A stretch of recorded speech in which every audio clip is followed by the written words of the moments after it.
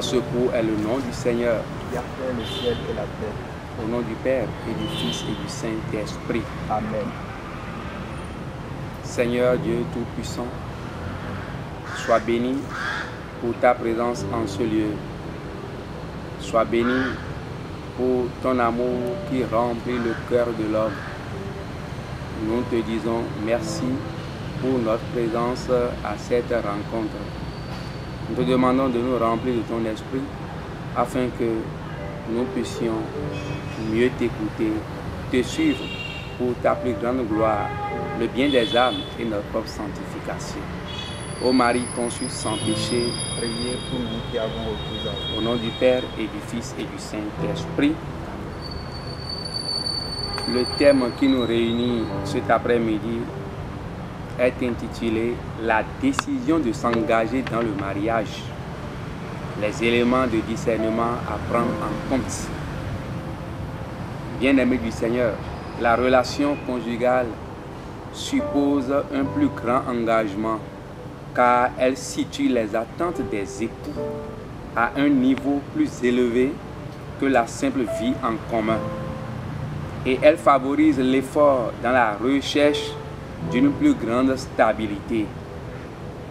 Le mariage est l'une des décisions les plus importantes dans la vie d'une personne. Vous ne devez pas la prendre à la légère et vous devez être sûr d'avoir choisi le bon partenaire. Le mariage doit se faire entre un homme et une femme qui partagent les mêmes valeurs et les mêmes objectifs dans la vie. Plus vous faites des efforts pour vous accorder avec votre partenaire, plus vous avez de chances que votre union soit un succès. Alors notre causerie sera subdivisée en 3 parties. Se marier ou vivre ensemble. Deuxième partie, quelques critères de discernement et enfin décider de se marier. Nous allons aborder la première partie, se marier ou vivre ensemble. De nos jours, de nombreux couples qui ne se sont pas mariés souhaitent le faire après quelques années de vie commune et même lorsqu'il y a eu des enfants. Ce qui fait apparaître que ces mêmes personnes considèrent le mariage comme un progrès, un niveau supérieur de plus grande attente et de stabilité. Nous constatons aussi que le concubinage est une option de plus en plus courante face à l'engagement officiel.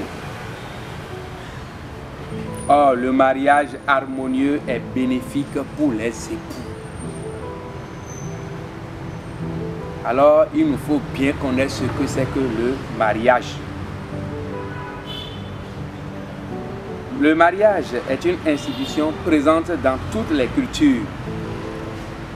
À la lumière de nos cultures, nous pouvons définir le mariage comme un acte solennel par lequel un homme et une femme établissent entre eux une union dont les conditions, les effets et la dissolution sont régis par le code civil ou par les lois religieuses. Ainsi, nous avons le mariage coutumier, le mariage civil et le mariage chrétien. Parlant du mariage coutumier, chez nous au Bénin particulièrement, le mariage coutumier ou traditionnel est sanctionné par la dot. Et la dot réalisée unit les 2 familles qui contractent le mariage, c'est-à-dire les familles de l'époux et de l'épouse. Et par la dot, les non-chrétiens ont réalisé leur mariage. C'est un mariage valide. Au plan civil, le mariage est réalisé devant l'autorité civile. Ces 2 formes de mariage constituent des étapes dans le mariage chrétien. Pour le mariage religieux ou chrétien, nous parlerons plus du mariage catholique. Beaucoup de couples, chrétiens pratiquants ou non, souhaitent se marier à l'église. Ils veulent donner une valeur sacrée à leur amour mutuel et recevoir de Dieu une force pour s'aimer dans le bonheur et dans l'épreuve. Ils demandent le sacrement du mariage. Le mariage chrétien exprime que l'amour n'est pas seulement l'engagement du couple, mais que c'est un cadeau qu'on reçoit de Dieu lui-même. Et l'Église se réjouit du projet de ceux qui veulent s'aimer pour toute la vie. Elle est là pour les y aider. Et fonder une famille est une noble tâche. Et il faut forcément que les fondations de ce projet de vie soient sur les piliers nécessaires au sacrement du mariage. Voici les piliers: la liberté du consentement, la fidélité de l'engagement, l'indissolubilité du lien et la fécondité de l'amour. Le catéchisme de l'Église catholique définit le sacrement du mariage comme l'alliance matrimoniale par laquelle un homme et une femme constituent entre eux une communauté de toute la vie, ordonnée par son caractère naturel au bien des conjoints, ainsi qu'à la génération et à l'éducation des enfants. Et quand nous voyons cette définition, nous comprenons bien que le mariage est un projet de vie. Parce que cela réalise une communauté de vie. C'est pour toute la vie. Donc c'est un grand projet qu'il ne faut pas banaliser. Nous voyons dans la définition aussi que le mariage est pour le bien des conjoints. C'est-à-dire, quand on dit le bien des conjoints, je me marie pour le bien de mon vis-à-vis, je me marie pour le bien de ma femme, je me marie pour le bien de mon mari.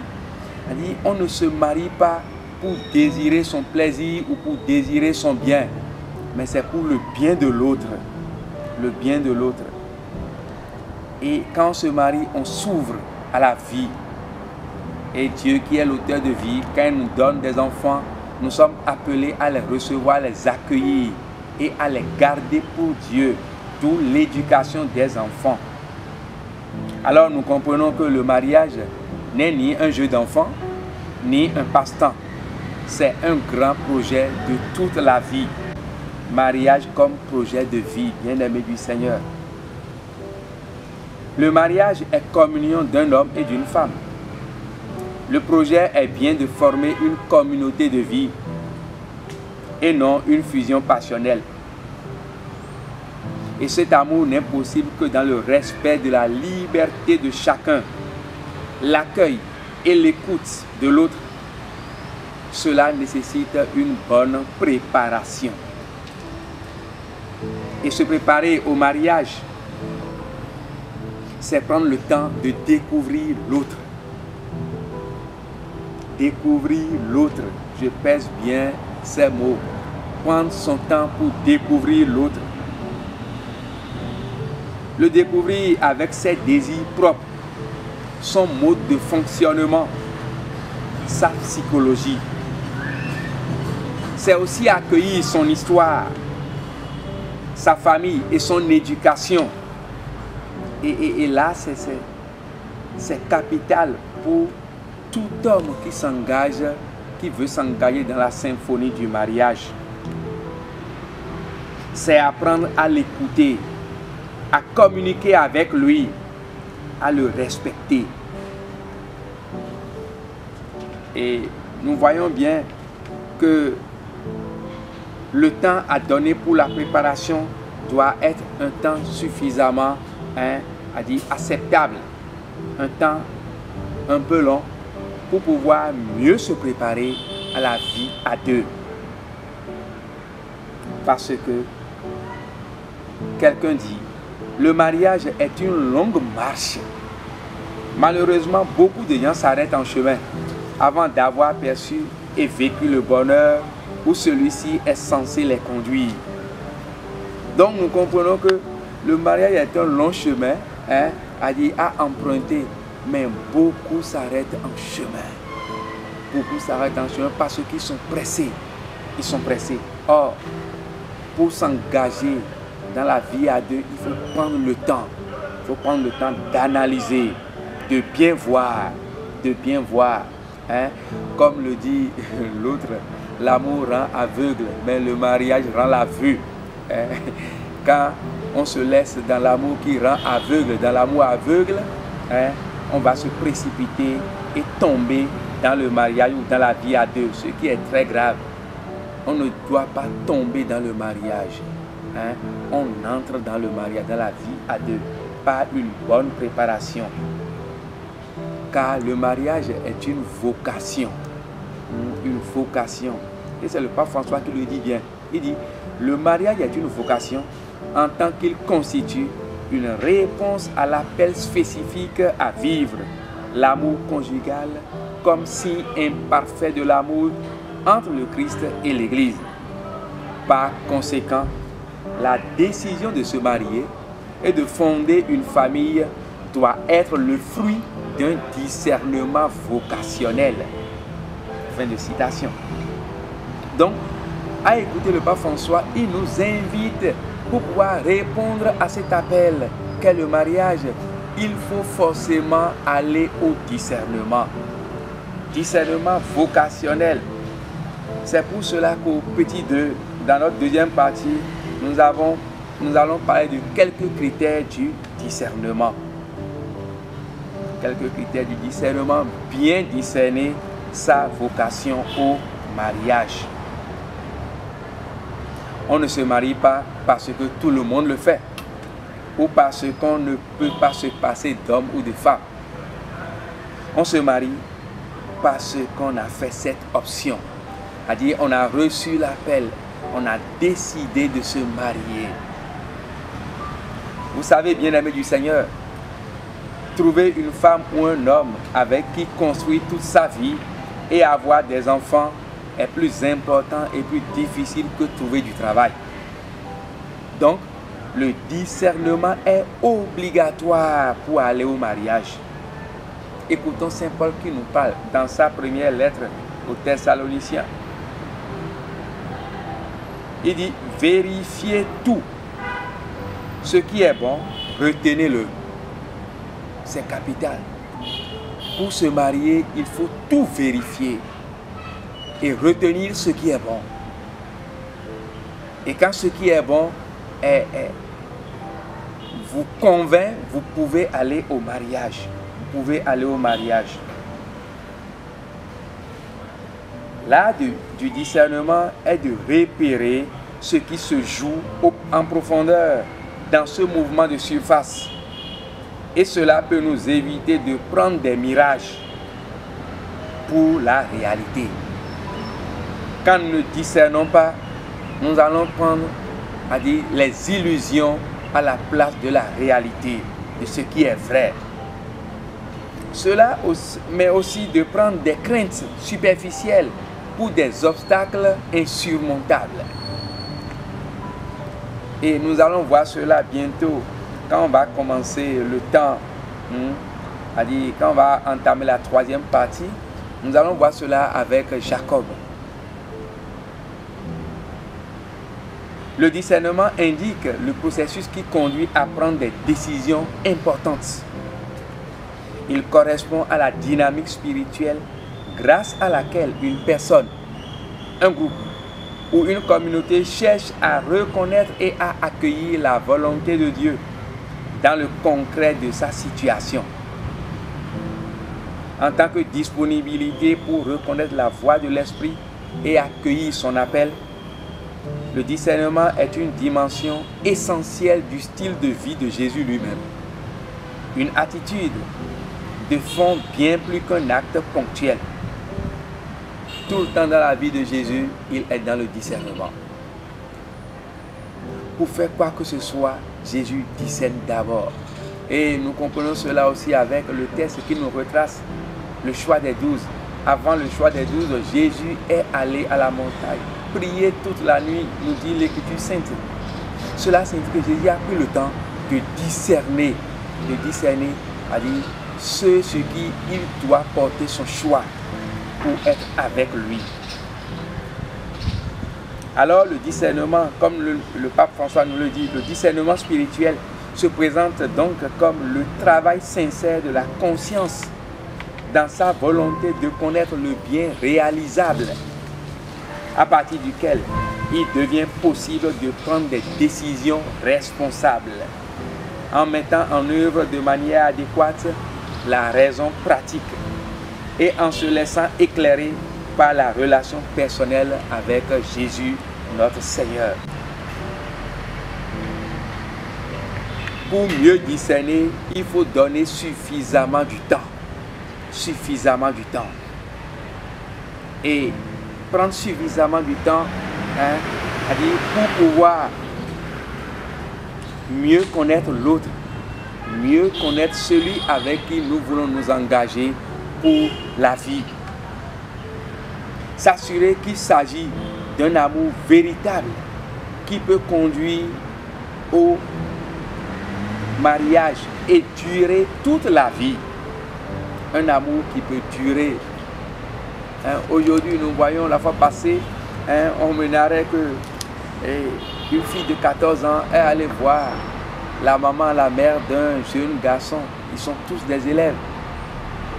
Et elle disait à la maman de dire quelque chose à son garçon, qu'elle aime son garçon, mais que son garçon ne pense pas à elle. À 14 ans, une petite fille de la 3e qui va pour négocier, négocier, sans savoir que a dit, ce qu'elle veut faire est pour la vie, est pour la vie. Donc il faut prendre le temps a dit, de s'assurer que l'amour que nous avons pour l'autre est un amour véritable et que cet amour va durer et peut nous conduire au mariage. Au mariage. Prendre le temps de bien communiquer avec l'autre. Beaucoup communiquer. Et aujourd'hui, nous constatons que beaucoup de jeunes, leur communication est limitée sur les réseaux sociaux. Mais comment on peut dire qu'on sait communiquer simplement sur les réseaux sociaux? Non. Il faut se voir régulièrement et beaucoup dialoguer. Échanger sur les vraies questions concernant la vie conjugale. Il faut vraiment échanger sur ces questions-là. Et au cœur de ces échanges, chacun trouve ce qu'il cherche, ce qu'il recherche. Et c'est là que le discernement a son sens. Il faut savoir ce que l'on cherche et la détermination à le chercher. Dans Genèse au chapitre 29, nous voyons Jacob qui aimait Rachel. Et à cause de cela, Laban a demandé à Jacob de le servir pendant 7 ans pour prendre Rachel. Jacob a accepté et a servi Laban pendant 7 ans. Et le jour des noces, on lui a donné Léa, l'aînée, la grande sœur de Rachel. Ce qui a fait mal à Jacob. Et Jacob a réagi. Mais son beau-père lui disait que ça ne se passe pas comme ça dans leur coutume. Donc il faut que l'aîné se marie avant que la cadette ne se marie. Alors Jacob dit, lui, c'est Rachel qu'elle aime et qu'il aime. Et on lui a demandé, s'il veut Rachel, il va encore servir 7 ans durant. En plus, Jacob a accepté servir à nouveau Laban pendant 7 ans. Ce qui va faire 14 ans pour pouvoir avoir ce qu'il cherchait, ce qu'il a aimé, celle qu'il a aimé, Rachel. Et cela montre que quand on aime vraiment, on prend du temps, on donne du temps. Quand on aime, on attend l'autre, on attend l'être aimé. L'amour sait attendre. Mais quand on se précipite, il faut se poser la question si c'est le vrai amour. Nous avons vu dans la vie de Jacob, a dit cette capacité d'attendre l'être aimé. L'être aimé. Et nous avons vu également et que Jacob est poussé par quelque chose chez Rachel. Parce que dans l'Écriture sainte, dans ce chapitre, nous voyons que quand, après avoir pris Rachel, et il a commencé par faire d'enfants, et c'est Léa seulement qui faisait d'enfants. Parce que Dieu même a constaté que Jacob n'aimait pas Léa. Donc au nom de l'amour, Jacob a servi son beau-père pendant 14 ans. Pendant 14 ans. Donc il sait réellement dans son cœur, dans sa conscience, ce qu'il désire. Ce qu'il désire. Alors, si nous voulons nous marier, nous devons savoir ce que nous cherchons. Notre désir. Quel est le désir qui nous anime et qui nous habite? Et ce désir, nous devons forcément l'avoir dans notre conscience, dans notre cœur et dans notre corps, c'est-à-dire dans notre chair. Si c'est seulement dans la chair, ça va passer. Si c'est aussi seulement dans la chair et dans le cœur, ça va aussi passer parce que il y a des gens qui ont souvent dit, mais si je ne le vois pas, je ne suis pas à l'aise. J'aime le voir ou j'aime la voir. Mais quelques années après, il ne veut plus le voir, il ne veut plus la voir. Comme l'histoire que j'ai écoutée hier soir par rapport à l'un de mes amis frères. Aujourd'hui, après des années, après plus de 10 ans de mariage, ils ont fait 14 ans de mariage, mais aujourd'hui, il est plus à l'aise à l'extérieur que dans son foyer, ce qui est très dangereux,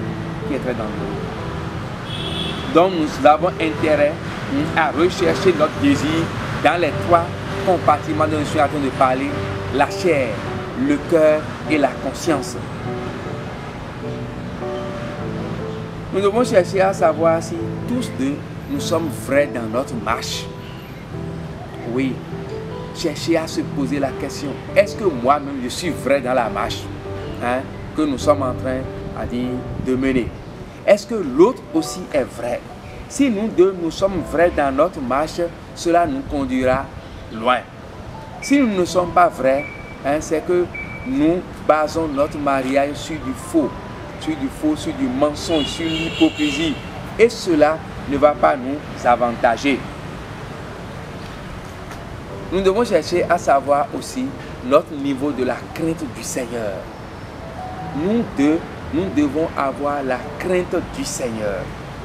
Est-ce moi qui veux aller au mariage? Est-ce que j'ai la crainte du Seigneur? Et bien aimé du Seigneur, on ne peut pas prendre tout le temps pour pouvoir discerner. Il faut aussi décider. Après le discernement, il faut décider. Je vais aborder ma troisième partie. Décider de se marier. Dans le livre d'Osée, au chapitre 2, nous écoutons ceci. Je te fiancerai à moi pour toujours. Je te fiancerai à moi par la justice et le droit, l'amour et la tendresse. Je te fiancerai à moi par la fidélité et tu connaîtras le Seigneur. Osée 2, 21 et 22. Alors, à écouter ce texte, nous voyons que Dieu lui-même descend au niveau de l'homme. Descend au niveau de l'homme pour pouvoir lui manifester son amour. Pour pouvoir lui manifester son amour. Et Dieu dit, je te fiancerai à moi par la justice et le droit, l'amour et la tendresse. Donc, Dieu, qui est tout amour, descend au rang de l'homme pour lui manifester son amour, pour nous apprendre que dans les épousailles, il n'y a que l'amour, il n'y a que la justice qui peut donner vie, qui peut donner la durée à ceux qui se marient. Et Dieu continue. Je te fiancerai à moi par la fidélité et tu connaîtras le Seigneur. La fidélité est gage de la durée du mariage. La fidélité, l'amour et la justice sont gages de la durée du mariage. Alors, décider de se marier, bien-aimé du Seigneur, est-ce une prise ou une conjugalité? Je parlerai de la prise rapidement. Et je parle de la prise en ce sens où certains en se mariant, et dans nos cultures bien sûr aussi. Vous voyez, quand on va pour faire la dot, on donne des conseils à la femme et non à l'homme. Parce que dans la conscience de nos cultures, c'est que l'homme est déjà le chef. L'homme est le chef, c'est lui qui donne d'ordre dans le foyer. Alors que dans le foyer, nous sommes des égaux, nous sommes égaux en dignité.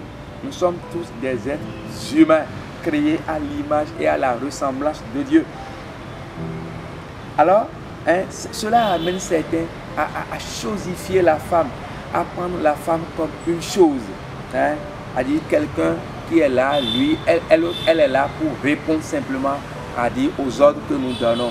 Ce qui est très grave. Ce qui est très grave. Nous prenons la femme comme notre voiture. À dire, on décide qu'elle soit ce que nous voulons. Alors que nous ne voulons pas être ce qu'elle veut.